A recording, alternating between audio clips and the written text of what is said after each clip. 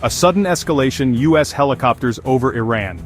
The early hours of May 31, 2025 brought astonishing news that reverberated across global capitals. Reports began to surface, later confirmed by U.S. officials, of a significant American military operation.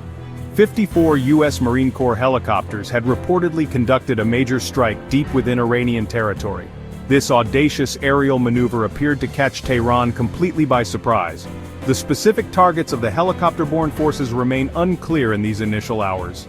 However, the scale of the operation itself signals a dramatic and perilous new phase in the long-simmering tensions between Washington and Tehran. The international community watches with bated breath. The helicopters, likely a mix of assault transport and attack variants, penetrated Iranian airspace under the cover of darkness. Their flight paths and the nature of their targets are subjects of intense speculation. The sheer number of aircraft involved underscores the seriousness of the U.S. commitment to this operation, whatever its ultimate aims may prove to be. Iranian state media has been slow to react, initially offering only vague reports of suspicious aerial activity over several provinces. This delayed response might indicate the effectiveness of the surprise element of the U.S. operation. The Tinderbox recent attacks and regional tensions. The audacious U.S. helicopter strike on May 31, 2025, follows a period of escalating tensions and reciprocal actions. One of the most significant recent precursors was the rocket attack on the Al-Assad air base in western Iraq, which occurred in late August 2024. This attack resulted in injuries to several U.S. personnel stationed at the facility. The responsibility for this brazen assault was claimed by a relatively new militant faction calling itself Al-Thawrayun, a group believed by intelligence agencies to have strong ties to Iran. The U.S. response to the Al-Assad airbase attack was unequivocal. Defense Secretary Lloyd Austin publicly attributed the assault to Iran-aligned militias operating within Iraq. He stated that the United States would hold Iran accountable for the actions of its proxies. The incident highlighted the persistent threat posed by these militia groups to U.S. interests and personnel in the region. The region felt like a tinderbox, with multiple actors poised for confrontation. Diplomacy under pressure, seeking de-escalation amidst crisis. Even as tensions simmered and military activities increased, diplomatic channels were not entirely dormant. The Biden administration, prior to the dramatic helicopter strike, had been actively engaged in efforts to prevent a further escalation of hostilities in the Middle East. U.S. Secretary of State Antony Blinken, alongside his G7 counterparts, had repeatedly urged all parties involved in the various regional flashpoints to exercise restraint.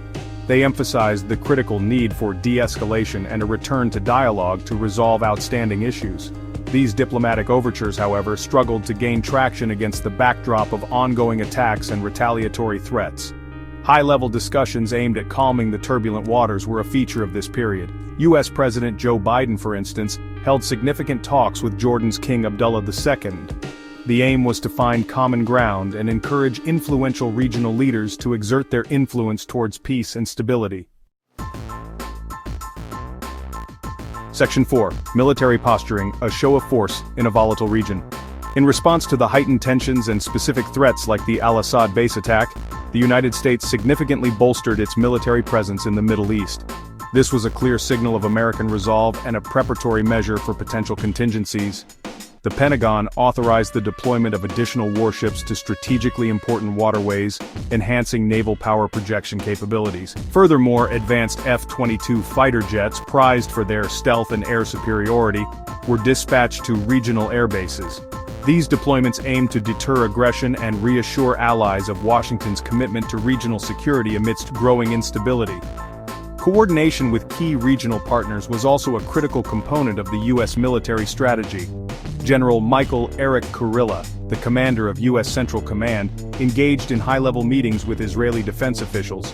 These discussions focused on coordinating defensive plans and ensuring interoperability in the face of shared threats. The objective was to present a united and formidable front against any potential aggressors in the volatile theater. Section 5. Historical Scars, the ill-fated Operation Eagle Claw.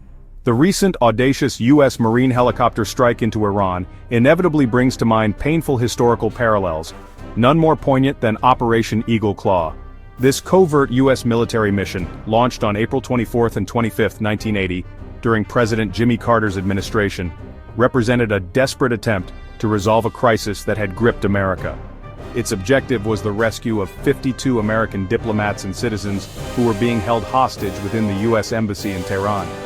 The Iran hostage crisis had become a national ordeal, and Operation Eagle Claw was a high-stakes gamble to bring it to a swift and decisive end. The operational plan for Eagle Claw was ambitious and incredibly complex, involving multiple branches of the U.S. military. It called for a coordinated effort utilizing 3 Air Force MC-130 combat Talon transport aircraft to carry troops and supplies. The critical helicopter element consisted of 8 Navy RH-53D Sea Stallion helicopters, tasked with infiltrating Tehran, securing the hostages, and extracting them. Section 6. Desert One's Legacy: Reforming Special Operations. The calamitous end to Operation Eagle Claw at the Desert One staging area was marked by further tragedy during the withdrawal. As the U.S. forces prepared to evacuate the site, one of the remaining RH-53D Sea Stallion helicopters collided with an EC-130 transport aircraft that was on the ground and loaded with fuel and troops. The resulting explosion and fire were catastrophic. This devastating accident claimed the lives of 8 American servicemen, 5 U.S. Air Force personnel from the EC-130 crew, and 3 U.S. Marines who were part of the helicopter contingent. Their sacrifice became a somber symbol of the mission's failure. The aftermath of Operation Eagle Claw prompted a period of intense scrutiny and reflection within the U.S. military and government. The Holloway Report, a comprehensive investigation commissioned to analyze the mission's shortcomings, identified numerous problems. These included deficiencies in multi-service coordination, inadequate specialized equipment, and a lack of unified command structure for special operations forces. Section 7. The Enduring Shadow: From Hostage Crisis to Renewed Confrontation. The historical backdrop against which Operation Eagle Claw and the current helicopter strike must be viewed is the Iran hostage crisis itself. This seminal event began on November 4, 1979, when Iranian student revolutionaries, fueled by anti-American sentiment following the Iranian Revolution, stormed the United States Embassy in Tehran. They initially seized 66 Americans, though some were later released. 52 of these U.S. diplomats and citizens endured an agonizing 444 days in captivity. This prolonged ordeal profoundly impacted American foreign policy and domestic politics, dominating headlines and national consciousness. Among those held captive was a young U.S. Marine, 22-year-old Sergeant Rocky Sickman, whose image became one of the enduring symbols of the crisis. The hostage situation placed immense pressure on President Jimmy Carter. His administration worked relentlessly, exploring every diplomatic and clandestine avenue to secure the hostages' safe release. The crisis heavily overshadowed Carter's presidency and became a significant factor in his 1980 re-election campaign, which he ultimately lost to Ronald Reagan.